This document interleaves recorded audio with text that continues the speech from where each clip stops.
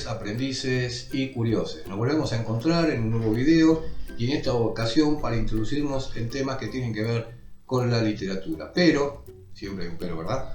Antes de introducirnos enteramente en ese tema, debemos reconocer ciertas cuestiones que tienen que ver con el lenguaje para entender mejor luego las implicancias de los textos literarios.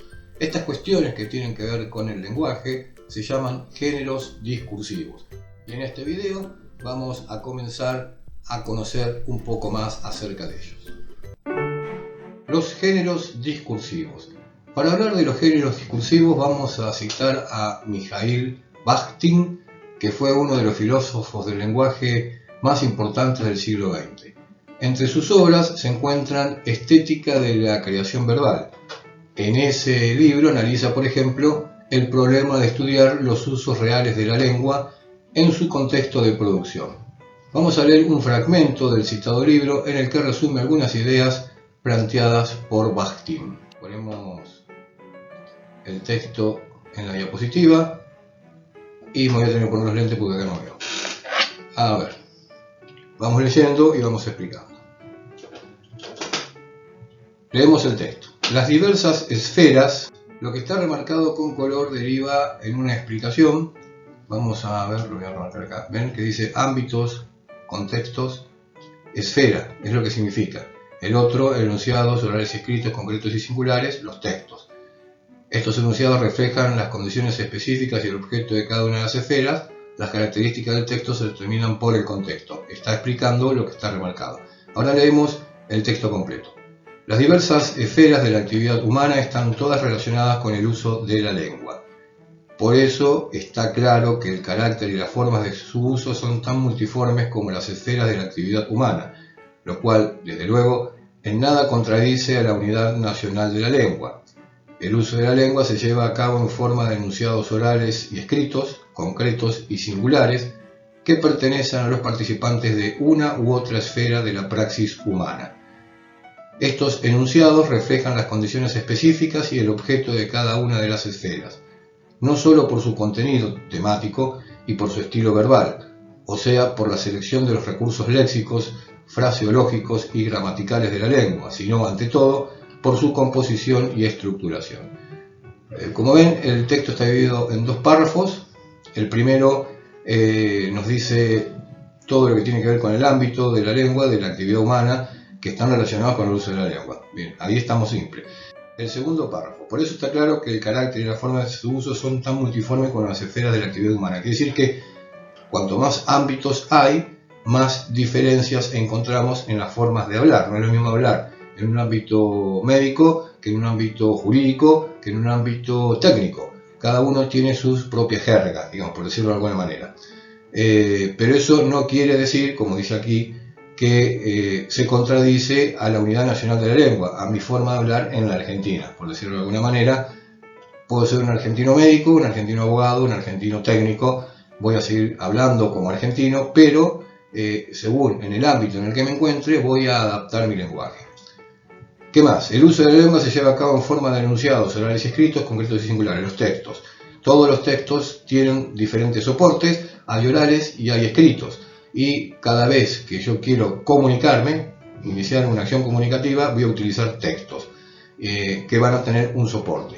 Y como dice luego, pertenecen a los participantes de una u otra esfera de la praxis humana. Como dije, abogados, médicos, policías, militares, técnicos, cada uno tiene su jerga, su vocabulario específico. Estos enunciados reflejan las condiciones específicas y el objeto de cada una de las esferas. Está hablando las características del texto, que lo determinan el contexto. Ese mismo militar dentro del cuartel va a hablar de una manera muy distinta que cuando está con amigos en un boliche bailable. ¿Se entiende? No solo por su contenido temático y por su estilo verbal, que es lo que va modificando según el ámbito, o sea, por la selección de los recursos léxicos, la forma de hablar, fraseológicos, las frases, y gramaticales, la forma de ordenar las palabras y las oraciones de la lengua, sino ante todo por su composición y estructuración, es decir, cómo va a componer el mensaje y cómo lo va a estructurar acorde al ámbito en el que se desarrolla. Vamos a tratar de explicar un poco mejor. No vuelvo a leer, así que me saco los lentes. Permiso.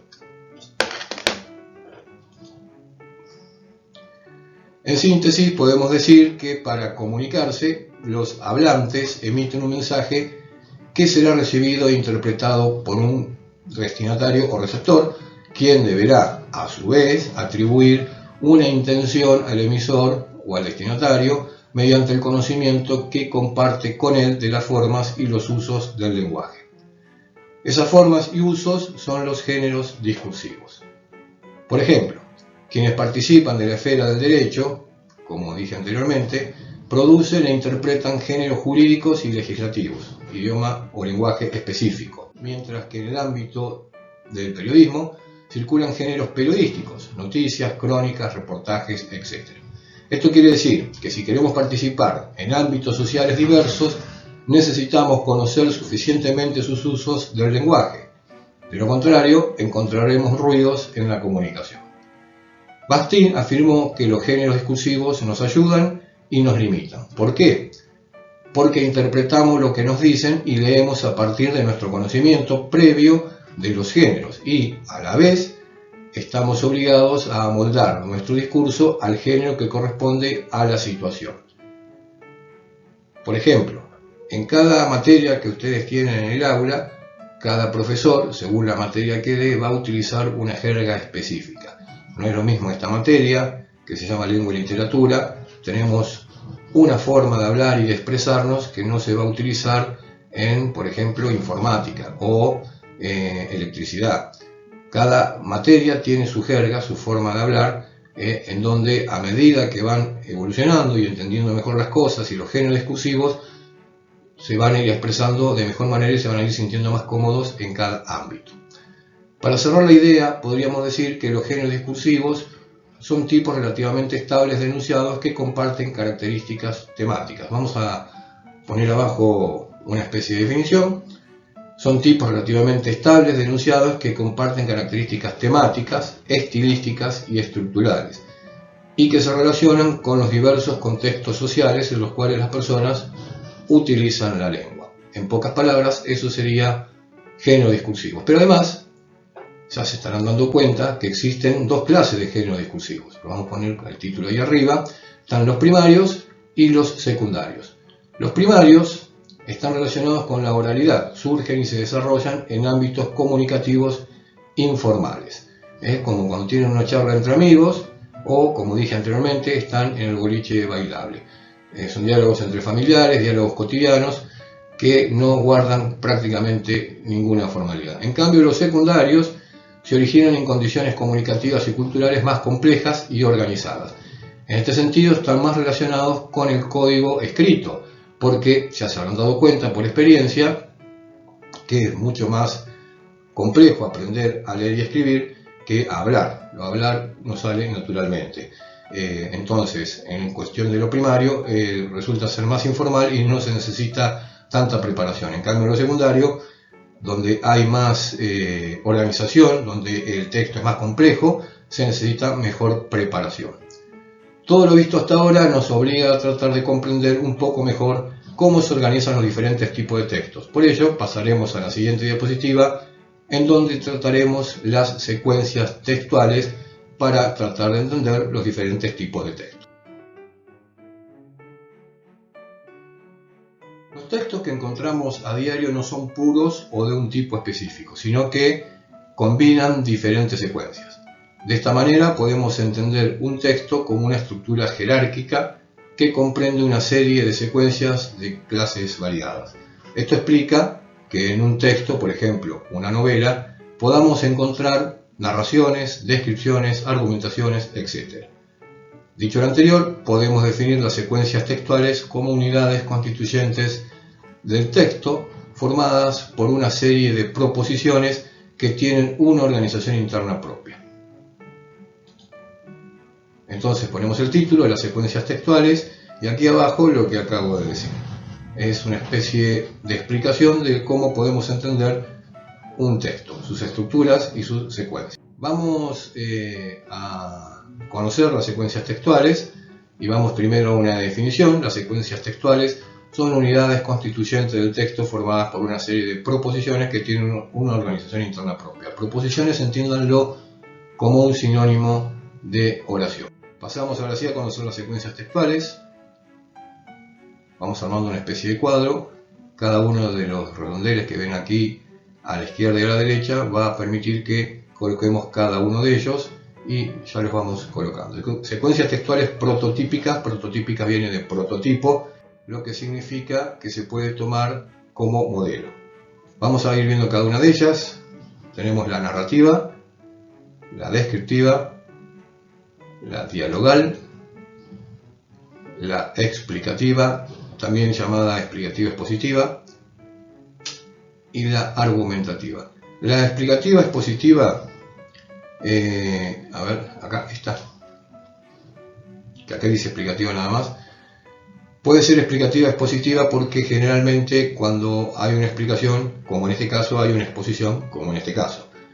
Y a veces puede suceder que haya una exposición simplemente sin ningún tipo de explicación. Vamos a verlo mejor más adelante para no hacernos muchos líos, porque ahora lo que nos interesa es meternos en aquellas cuestiones que tienen que ver con la literatura. Estas secuencias suelen combinarse para formar unidades textuales mayores, en lo que en general una de ellas predomina. Por ejemplo, en una obra de teatro en la que prevalecen las secuencias dialogales, saben que en las obras de teatro, vamos a remarcarlo, secuencias dialogales, aquí no se remarca, no sé por qué, a ver ahora sí. Las secuencias dialogales tienen que ver con el diálogo. Saben que en una obra de teatro, han leído algunas, aparece el nombre del que habla y luego lo que está diciendo, y algunas pequeñas descripciones, pero en general prevalecen las secuencias dialogales, la mayoría es diálogo. Un personaje puede contar una anécdota, ahí entonces estaría entrando la secuencia narrativa, cuenta una anécdota. Describir a una persona que conoció el día anterior, dentro de ese diálogo, dentro del teatro, entra la descripción también, aquí, no sé si se ve el color ese, pero bueno. O repasar los temas de un examen que rendirá en la escena siguiente.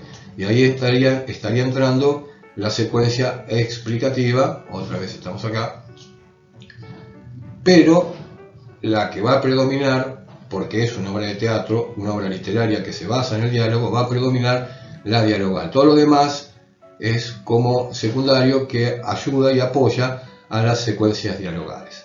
En próximos videos iremos explicando una de cada una de las secuencias textuales de manera detallada. Géneros discursivos. En principio parece un tema complicado, pero en realidad no lo es. Verán que a medida que vayamos avanzando en las diferentes secuencias textuales, iremos comprendiendo mejor qué significa esto de los géneros discursivos. Lo importante por ahora es que entiendan que hay dos clases, primarios y secundarios, y que nosotros nos vamos a abocar en la parte de los secundarios porque tiene que ver con el desarrollo, producción y comprensión de texto, que es lo que nos interesa. Para realizar las actividades solo tienen que ir como siempre a Google Classroom, y si no van abajo el enlace que está en los comentarios y ahí pueden seleccionar para entrar a Google Drive, donde también encontrarán las mismas actividades. Si quieren estar al día con los videos y estar atentos a cada vez que se esté bajando uno, lo único que tienen que hacer es ir abajo, el botón rojo, suscríbete, aprietan, va a aparecer la palabra suscrito, luego la campanita, aprietan la campanita y automáticamente serán notificados cada vez que se baje un nuevo video. Si quieren el curso completo, lo único que tienen que hacer es cliquear en la pestaña que está aquí y recibirán cada uno de los cursos que se dieron en este canal, que tienen que ver con gramática, literatura, comunicación y las TIC. En los próximos videos estaremos desarrollando de manera más extensa las secuencias textuales, cada una de ellas, y también veremos cuestiones que tienen que ver con ortografía y gramática. Por lo pronto, nada más, solo me resta decir, sean felices, lean un libro y hasta siempre.